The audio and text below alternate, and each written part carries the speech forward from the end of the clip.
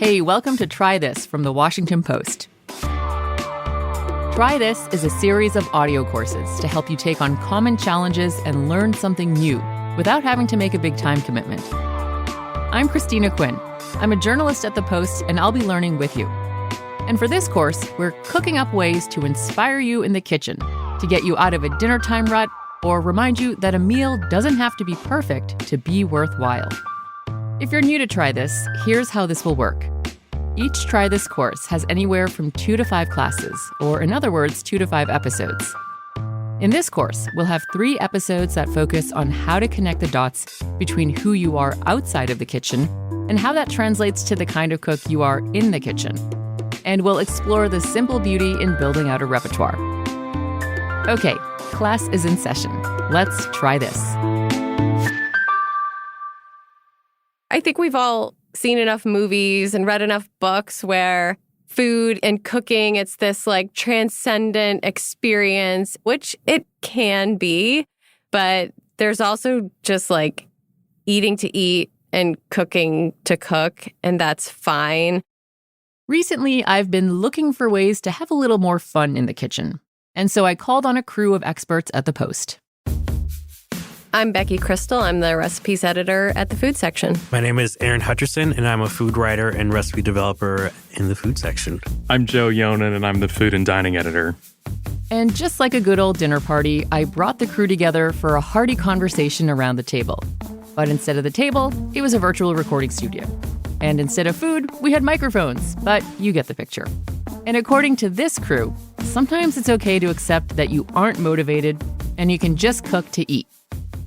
If you're thinking that it should be this, romanticized, wonderful process, that's almost putting more pressure on yourself when there's reality to contend with. Like, your kitchen is dirty, your kid is in the other room, you got home late from work, and sometimes you do it because you have to do it and you get it done and that's it. Maybe another time you can stop and savor it more. But I think for most of us, that's not an everyday occurrence. But there are ways to make it feel less tedious and more pleasurable. And the first step in doing that requires being honest with yourself about who you are inside and outside of the kitchen. We're going to give you the tools to figure out your kitchen personality with the help of the food team at the Washington Post. And as Joe Yonan puts it, the starting point is probably not that complicated. The first question when you're trying to figure out what kind of cooking you like to do is what kind of food you like to eat the most. And that little piece of advice might seem kind of obvious, but when you use food preferences as a guiding force, it really helps cut out a lot of noise. Especially food that's fairly accessible for a home cook, right? Like, you don't want to decide that, your favorite food to eat is at Noma or Minibar or a Michelin 3-star restaurant that has foams and centrifuges and stuff. But, if there's... Hold on a second. Who actually says my favorite food is foam? God, I hope no one. I do hope no one says that. But I think all of us have foods that we're drawn to more than others. The kind of food that, if it's any given Tuesday and somebody asked you, like, what types of food do you tend to feel like eating? I think most of us have some answers for that. And Joe says once you really know what kinds of food you like to eat the most, take a close look at how those are made. That could be in a cookbook or in an online cooking blog. Maybe you can ask a relative or friend who are good cooks, or even ask the chef at a restaurant. Is it okay to ask, or is it a faux pas to be like, how did you make this dressing? Oh, absolutely. Absolutely not a faux pas in restaurants. Okay. I mean, if they don't want to give it to you, they'll just say no, but they should be nice about it. And I think most smart chefs have gotten over this idea that giving out their recipes somehow is going to keep people from coming to their restaurant. So no, I would ask the waiter, say, I love this dressing. I'm curious about it. It feels like the kind of thing that I might be able to do at home. Do you know how you guys make it? It could be fun. So once you establish which foods you like to eat the most and how they're made, the next step in finding your kitchen personality is to identify which of those cooking methods coincides with the way that you like to cook. I was thinking about this idea of the intersection between what you like to cook and what you like to eat. And if you could imagine a marriage of those things, like I love frying, like deep frying, like frying in oil. And I also love Mexican and Tex-Mex food. So I love making tostadas, for instance. You know, you're just frying a corn tortilla, but it looks really cool. The oil is bubbling and the tortilla completely transforms, which I think satisfies the curious, geeky part of my personality. So this is where Joe says he finds his kitchen personality. He calls himself a tinkerer in that he likes to keep watch over his cauldron and stir and taste. Food writer Erin Hutcherson offers another way to figure out your kitchen personality by considering how much you like to follow instructions versus riffing and experimenting with a recipe. Another thing to think about is how well you know yourself in terms of, are you actually able to follow directions and pay attention to things, and how carefully you're able to do those things?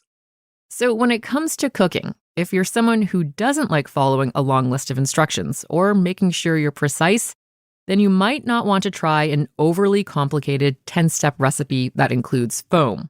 I think I'm pretty good at putting together like IKEA furniture, but I know some other people that it falls apart after 2 weeks. So I think you need to find recipes that are more or less forgiving depending on the level of attention to detail that you're willing to put into cooking. That is astute, and I feel seen right now. Despite his handy IKEA skills, Aaron considers himself an experimenter who doesn't take himself too seriously in the kitchen. He likes to blind buy ingredients that he's never worked with before and see what happens, like neck bones and random veggies he finds at farmers markets. For those of you who prefer to stick to a script, stick around. We've got more after the break.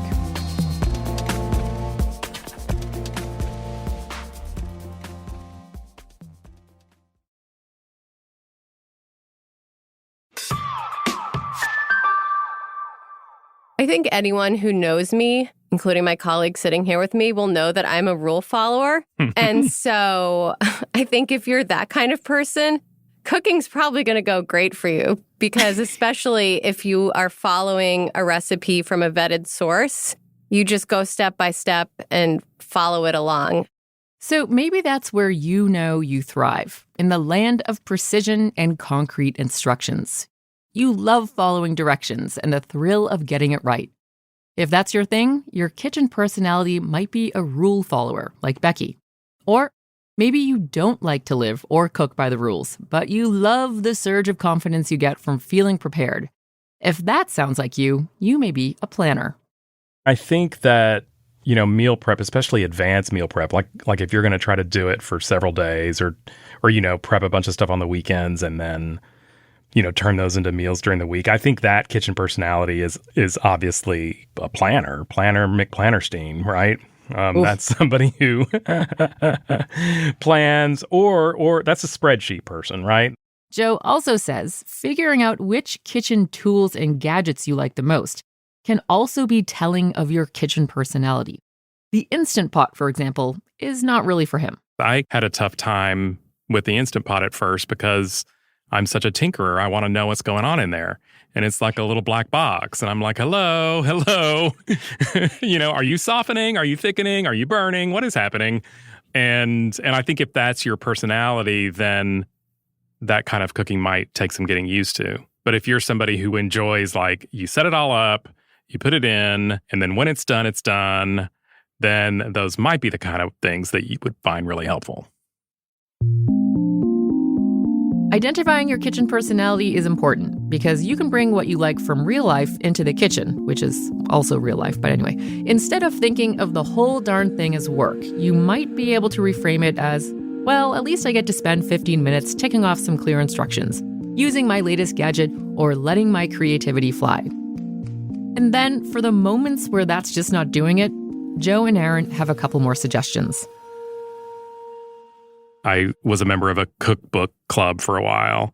And that was super fun. So like a book club, but it's a cookbook, and the host picks the book and assigns the dishes. And it was like once a month, and people got exposed to books they never would have. And that helps shake you out when it's, it's kind of not optional. You have to cook out of this book. So then you look at it a little differently. I love that idea, actually. And it's like a potluck, but a little more organized, and, it won't be kind of like a roulette of dishes. Right. The other thing is inviting people over. It forces me to get off my butt and get into the kitchen. So maybe it's like you send out an invite for next week. You have no idea what you're going to make, but you set a time and a date, and then I will figure it out and make it happen. Okay, quick recap. The moment of truth. When cooking feels like a chore, it's okay to accept that and just make something that will fill bellies. But it really helps to figure out what you like to eat the most and merge that with which part of the cooking process you enjoy. Be honest with yourself. What's your kitchen personality? Are you a planner, or do lists make your eyes glaze over? Do you like to tinker versus set it and forget it? Maybe you have a short attention span and aren't the best at following recipes. If so, stick to flexible dishes. And if you can't shake yourself out of your rut, shake things up. Invite people over so you are forced to cook. Sometimes all you need is some good company and conversation to feel inspired. Okay, that's it for our first class. Up next, in our second class on how to enjoy cooking more, we're going to help you identify the handful of dishes you should make over and over again, and how to take them to the next level. We'll publish new classes in this cooking course each week on Thursdays. If you're a Washington Post subscriber, though, you can access the full course right now in Apple Podcasts. To do that, connect your Post subscription by looking up the Washington Post channel in Apple Podcasts. If you're not a subscriber, right now through July 10th, you can sign up for only 50 cents a week for your first year. You'll not only get early access to this course, but everything the Washington Post offers.